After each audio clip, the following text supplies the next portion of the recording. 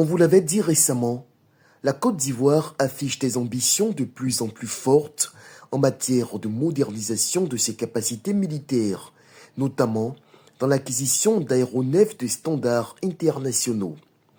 Afin de mieux outiller les effectifs ivoiriens dans le maniement d'appareils de la trempe des hélicoptères Apache, des drones turcs Bayraktar TB3 ou encore d'avions de chasse dont l'armée ivoirienne devrait se doter dans un délai relativement court, l'État de Côte d'Ivoire s'est engagé à poursuivre sa coopération militaire avec la France, d'où la décision conjointe des deux gouvernements d'autoriser le déploiement d'experts militaires français à la base aérienne de Bouaké.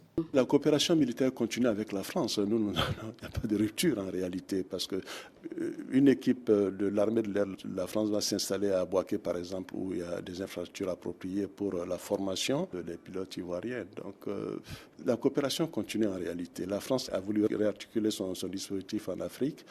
On ne peut que donc aller dans ce sens, mais la coopération continue. Pour la Côte d'Ivoire, le partenariat avec la France est une aubaine, un choix stratégique indispensable face aux menaces croissantes qui émergent de la zone sahélienne, asservie à l'impérialisme russe-africain.